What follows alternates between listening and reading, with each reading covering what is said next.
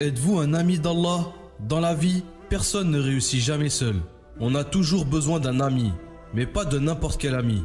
Un ami fidèle et sincère qui veut toujours notre bien. C'est vrai que cet ami-là, pour beaucoup, est difficile à trouver. En principe, la seule personne sincère qui veut toujours notre bien, c'est notre mère. Mais il y a encore meilleur, c'est notre Créateur. Dans cette vidéo, nous allons voir ensemble quels sont ces 3 signes qui indiquent que vous êtes considéré comme un ami fidèle par le Tout-Puissant. Préparez-vous à découvrir les qualités que vous devez posséder pour être considéré comme son ami.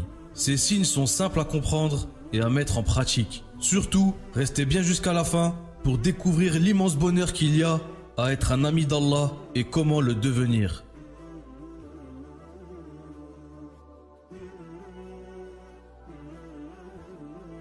Nous avons tous dans nos vies des personnes que nous appelons amis. Ce sont des gens qui ne sont pas de notre famille, mais qu'Allah a voulu qu'on rencontre. Un ami, c'est celui qui est capable de faire une chose uniquement parce qu'il s'agit de nous. Et pour lui, nous sommes aussi capables de faire la même chose. C'est pour ça qu'avoir un bon ami dans cette dunya est un extraordinaire cadeau. Car dans toute l'histoire de l'humanité, les gens qui ont réussi sont ceux qui étaient entourés d'amis bienveillants. Et ce fut le cas de notre bien-aimé prophète, sallallahu alayhi wa sallam. Ses amis, Abu Bakr al-Siddiq, Omar ibn al-Khattab, Uthman ben Affan et bien d'autres ont été un appui important pour la réussite de sa mission. Ils ont sacrifié tout ce qu'ils avaient de bien et de richesse. Ils ont même donné leur propre vie pour que l'islam puisse régner. Si nos amis parmi les hommes sont capables de nous faire de telles choses, qu'en serait-il si nous avions comme amis Allah subhanahu wa ta'ala? Oui, Allah a des amis parmi les hommes. Cela a été mentionné dans le Coran et dans plusieurs hadiths. Mais même si vous êtes un ami d'Allah, il se peut que vous ne le sachiez pas, car Allah a caché ses amis aux yeux des hommes. Être un ami d'Allah a de nombreux avantages. Allah a dit dans le Coran, « En vérité, les bien-aimés d'Allah seront à l'abri de toute crainte, et ils ne sont point affligés, ceux qui croient et qui craignent Allah. » Les amis d'Allah sont ceux qui ont entendu l'appel à la prière quand il dit « Haya al-falah » viens à ce qui te fera réussir, car ils ont du succès dans cette dunya et dans la akhira. Les amis d'Allah ne sont pas comme le commun des mortels. L'amour dont ils bénéficient de la part d'Allah est différent. Abu Huraira a rapporté que le messager d'Allah sallallahu alayhi wa sallam a dit « Allah a dit, celui qui montre de l'hostilité, quand bien même ce serait pour moi, à l'un de mes bien-aimés, je lui déclarerai la guerre. » Un jour le prophète confia à son épouse Hafsa un secret concernant Maria la Copte. Maria est aussi une épouse du prophète. Hafsa divulgua le secret à Aïcha sans l'autorisation du prophète, mais Allah le lui fit savoir. Cela a provoqué un conflit dans la maison de notre prophète, sallallahu alayhi wa sallam.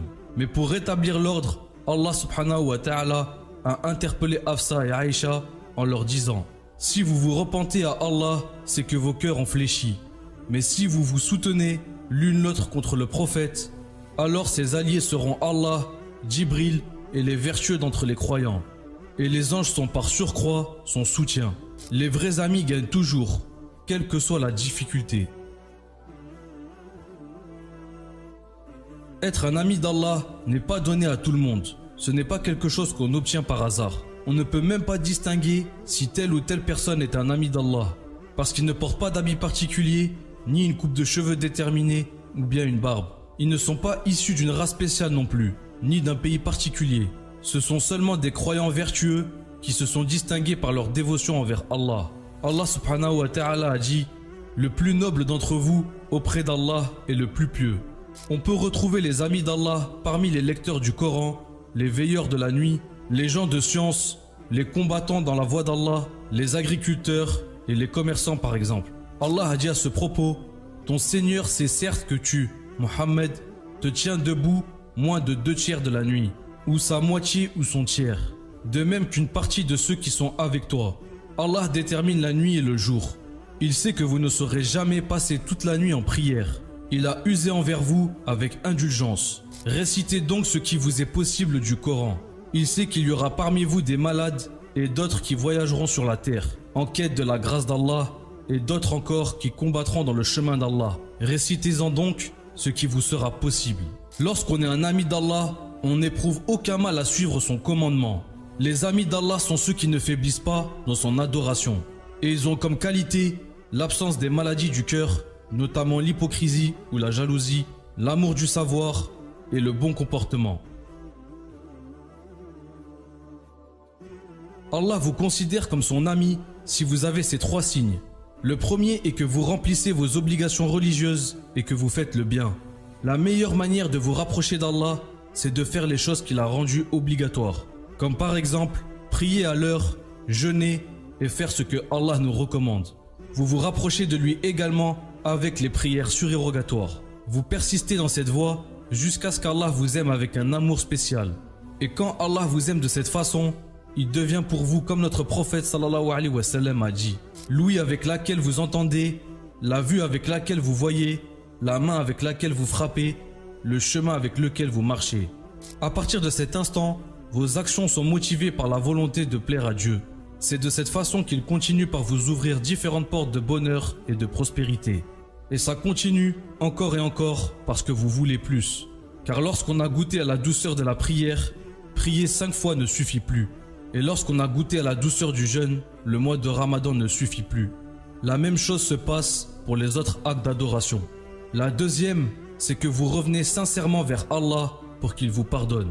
Il vous fait détester le manquement pour lequel vous avez imploré son pardon.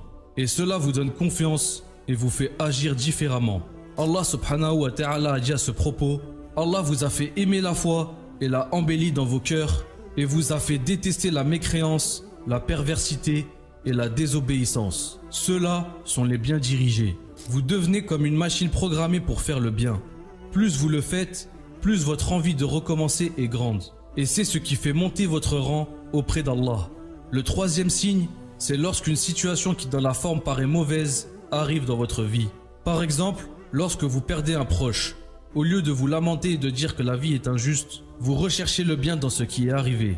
Allah dit dans le Coran: tout malheur qui vous atteint est dû à ce que vos mains ont acquis, et il pardonne beaucoup. Vous supposez que c'est Allah qui vous teste, car pour vous, Allah ne met à l'épreuve que ceux qu'il aime.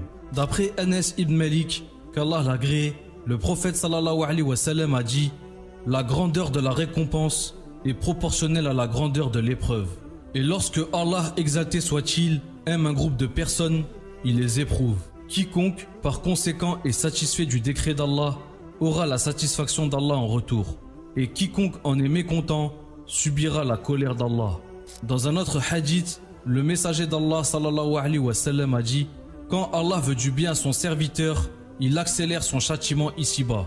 Et quand il veut du mal à son serviteur, il retient le châtiment de son péché jusqu'à ce qu'il en reçoive sa punition entière le jour de la résurrection. Si vous prenez toutes vos difficultés de cette manière, Allah vous accorde son amitié et vous fait monter en grade. Vous savez maintenant ce qu'il vous reste à faire pour devenir un ami d'Allah et ainsi vous rapprocher de plus en plus de lui. Et Allah reste toujours le plus savant. Que la paix soit sur vous et vos familles. Wassalamu alaikum.